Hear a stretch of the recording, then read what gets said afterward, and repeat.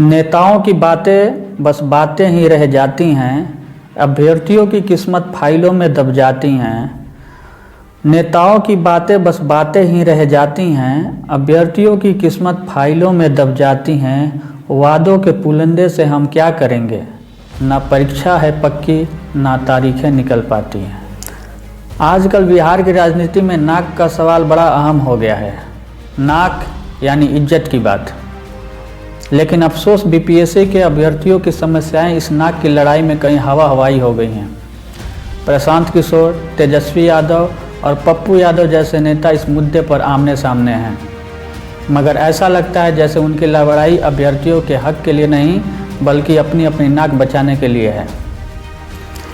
ये शिक्षा व्यवस्था तो सुधार की जगह मजाक बन गई है, ऐसा कहते हुए प्रशांत किशोर ने मानो बीपीएससी का दर्द समझा दिया।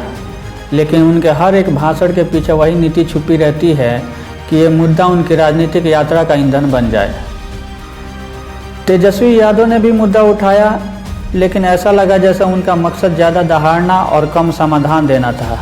भाषण के बीच बीच में हम युवाओं के साथ है जुमला तो गूंजता रहा, लेकिन बीपीएससी के अभ्यर्थी सोचते रहे कि ये साफ सिर्फ ट्विटर तक ही सीमित न रह जाए।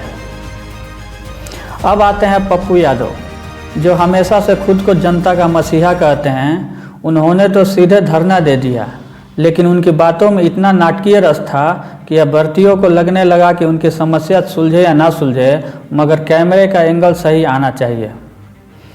बीपीएससी के अभ्यर्थियों बेचारे कंफ्यूज हैं कि ये नेता उनके लिए लड़ रहे हैं या खुद के लिए। परीक्षा की तारीखें टलती जा रही हैं, रिजल्ट का आता पता नहीं, और इन नेताओं के बीच सिर्फ बयानबाजी हो रही है। अभ्यर्थियों के लिए असली मुद्दा है पारदर्शिता और समय पर परीक्षा, लेकिन नेताओं के लिए सब पॉलिटिकल फुटबॉल है। राजनीतिक नाक की इस लड़ाई में बीपीएससी अभ्यर्थी एक बार फिर प्रचार सामग्री बन गए। नेता आएंगे, भाषण देंगे, जाएंगे और अंत में अभ्यर्थियों की समस्याएं वहीं की वहीं रह जाएंगी। तो अभ्यर्थियों के लिए अब बस यही व्यंग है, पढ़ो लिखो परीक्षा भरो, लेकिन परिणाम का भरोसा नेताओं पर करो। कहते हैं नेता हम तुम्हारे साथ खड़े हैं, धरने पर बैठे और फोटोग्राफ बड़े हैं। पढ़ाई करो या भरो नेता की जुबानी, दोनों में है बस किस्मत आजमानी।